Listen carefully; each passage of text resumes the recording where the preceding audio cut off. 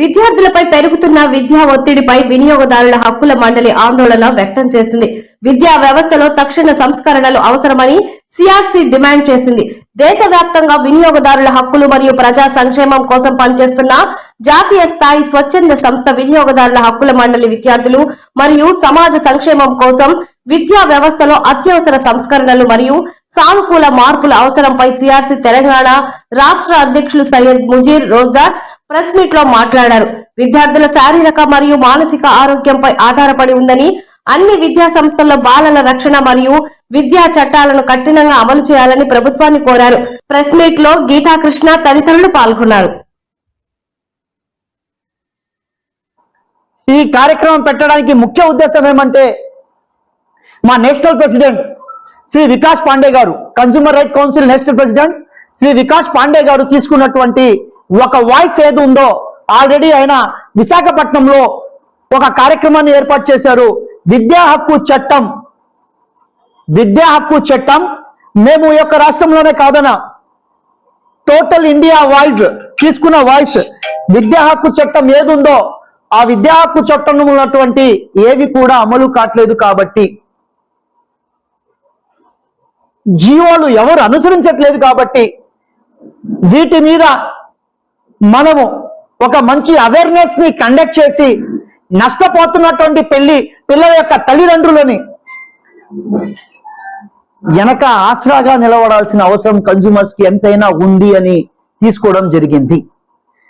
ఈ నిర్ణయంలో భాగంగానే 3 రోజుల క్రితం తెలంగాణలో ఒక ప్రెస్ మీట్ ని ఏర్పాటు చేసి అక్కడ ఉన్నటువంటి ప్రభుత్వాన్ని కూడా విన్నవించుకోవడం కూడా జరిగింది. రేవంత్ రెడ్డి గారిని సీఎం గారు ఆయన, అదే విధంగా ఆయనే విద్యాశాఖ చూస్తున్నారు. కాబట్టి అదే విధంగా ఈ రోజు నెల్లూరు నగరంలో మా జిల్లా అధ్యక్షులైనటువంటి అశ్వక్ గారి ఆధ్వర్యంలో, షేక్ అశ్వక్ గారి ఆధ్వర్యంలో నెల్లూరులో కూడా ఈ యొక్క విద్యా వ్యవస్థ మీద ఒక ప్రెస్ మీట్ ఏర్పాటు చేసి మీరందరి సహాయ సహకారాలతోటి జరుగుతున్న ఇబ్బందుల్ని తెలియపరచాలనే ఆలోచన.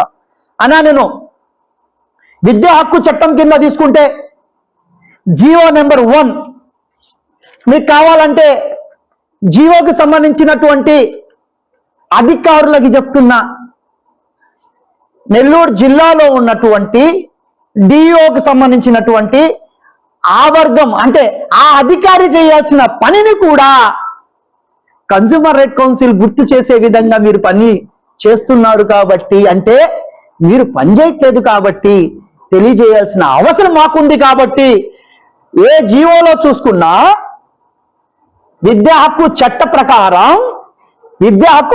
ప్రకారం ఏ జీవోలో తీసుకున్నా ఐఐటి జేఈ నామ్స్ అనేది ఆ బోర్డులో పెట్టుకోవాలని ఈ జీవో నెంబర్ 1లో ఎక్కడ కనబడలేదే. మీ కంటికి డిఓ గారు ఆ బోర్డులు కనబట్లేదా అని అడుగుతున్నా.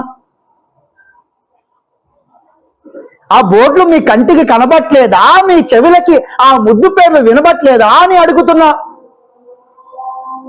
2 నిమిషాలు ఆపుదాం. డన్. ఆ విద్యాశాఖ అధికారులకి కనబట్లేదా అని నేను అడుగుతున్నా. జీవో నెంబర్ వాస్తవంగా 1లో చూసుకున్నటువంటి నిబంధనలు విద్యాశాఖ అధికారులు కానీ స్కూల్స్ యాజమాన్యాలు కానీ తుంగలో తొక్కి వారి యొక్క లబ్ధియే చూసుకుంటున్నారు. నేను ఒక విద్యార్థుల యొక్క వారు మానసిక ఇబ్బందుల్ని తీసుకొని వారికి కూడా కావాల్సినటువంటి అది ఆరోగ్యపరమైనటువంటి ఆహ్లాదకరమైనటువంటి విద్యని ఎక్కడా అందించట్లేదు.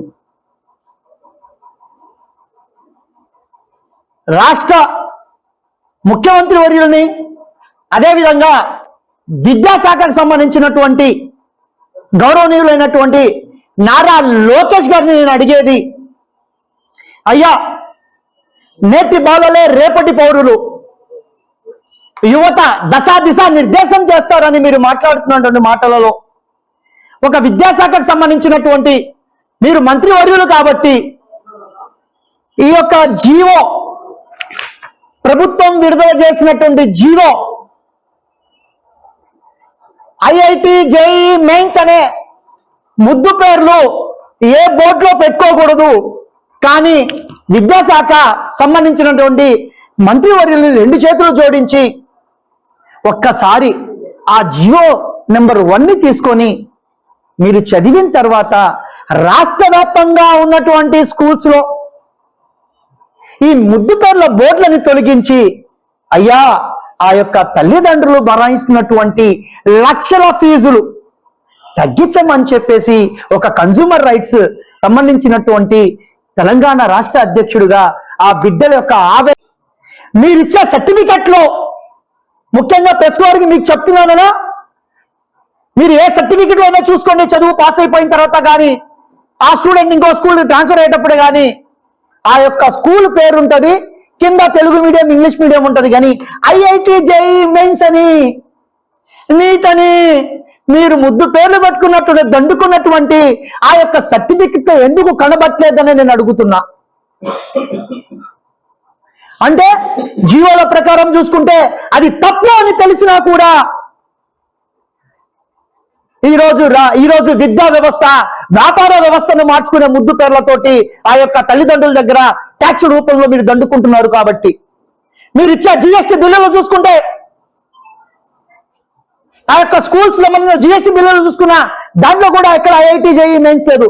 ఇవన్నీ కూడా సరైన అవగాహన ఇచ్చే విధంగా, సరైన అవగాహన వచ్చే విధంగా ఖచ్చితంగా కన్జ్యూమర్ రైట్స్ పనిచేసి ఆ యొక్క తల్లిదండ్రులకి మేమున్నామనే భరోసా కల్పించే కార్యక్రమాలు చేపడతామని చెప్పి మీరు ద్వారా తెలుపుకుంటూ ఇది ఖచ్చితంగా వస్తుందని భావిస్తున్నా. ఎందుకంటే ప్రతి ఒక్క ఇళ్లలో కూడా 2-3 బిడ్డలు చదువుతున్నారు. ఈ దండకాల్ని ఆపదాం అనే కార్యక్రమే ఈ కన్జ్యూమర్ రైట్ కౌన్సిల్ గా నేను తీసుకున్నా.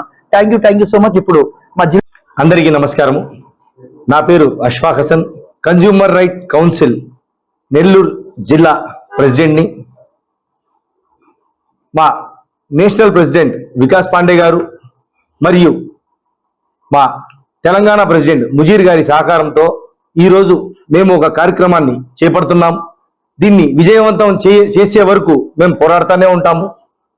ఈ కార్యక్రమం ఏంటి అంటే, అయ్యా ఒక స్కూల్ని ఏర్పాటు చేసే దానికి కొన్ని నిబంధనలు ఉంటాయి.